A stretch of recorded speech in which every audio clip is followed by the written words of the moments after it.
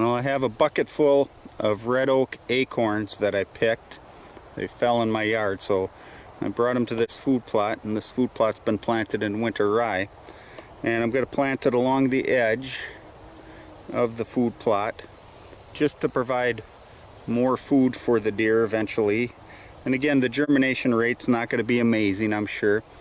But you can see, like over here on the food plot, I left an area where I haven't planted, and we've got young growth in there. We got some grasses as well and some other forbs, but I'm looking at trying to improve that down at the far end as well. And then I have this strip of brush that I left behind when I cleared this out, so that the deer have to go around it, and that brings them closer to the blind. So I'll also put some along that. So I'm just making a slit with the shovel, putting a couple acorns down and closing it up. So I finished planting the acorn seeds, and I planted some along both sides of that strip. And again, this thing, isn't really a barrier, a visual barrier, but it's a physical barrier that deer aren't going to necessarily want to go across. So then they're going to come out that end closer to the blind if they're trying to get from one side of the food plot to the other. And we got a little rain last night, which is going to help, because this food plot, really needs some rain, especially with the sandy soil. But over here on this edge, again, I've left a buffer around this food plot for early successional habitat, and I see deer oftentimes in this feeding on what's out here. But I did plant some acorns in here, but we do have some young red pine that were just natural regeneration that are in here as well. So I did it on this side. We also have a little hazelnut down here that's growing, which here's some more, which I will take. There's an oak that I didn't plant, that nature did.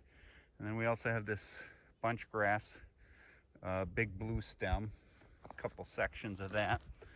And the problem in this area for me with warm season grasses and stuff is they don't tend to hold up all that well in the winter.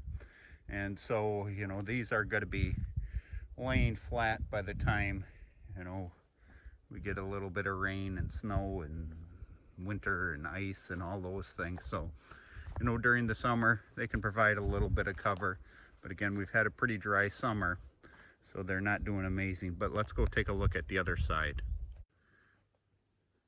So now we're down at the south end of the food plot, and I left a buffer here between the field and where the plantation pine starts, and for several reasons. For one, I don't have to fertilize this, I don't have to lime it.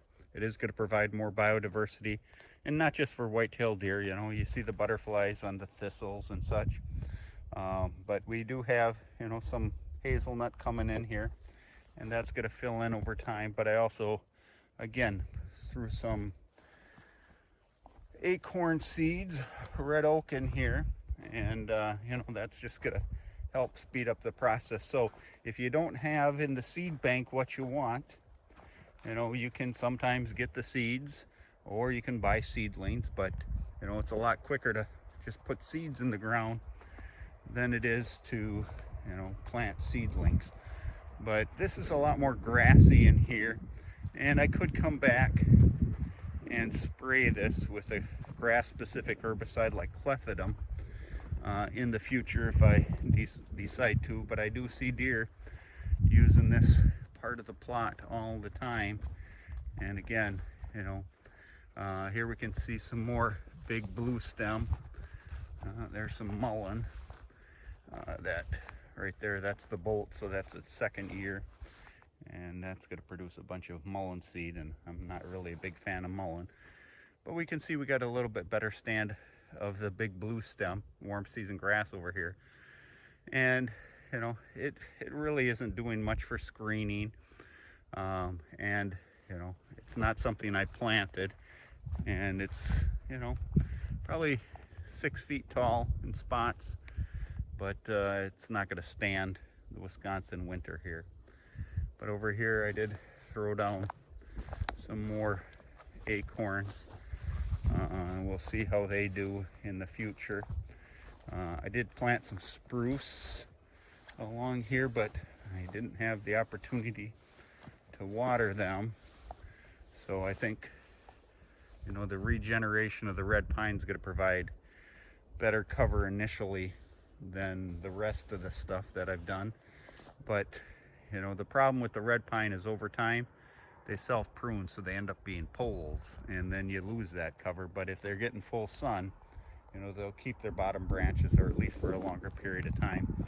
And, you know, in general, deer aren't going to destroy these by eating them and stuff. They will eat some red pine needles of the young pine and such, but, you know, that's really not a good sign if they're doing that, because, you know, it's not the most digestible, highest quality nutrition. But anyway, and if we look this way, here we can see, you know, my section to try to bring them closer to the blind.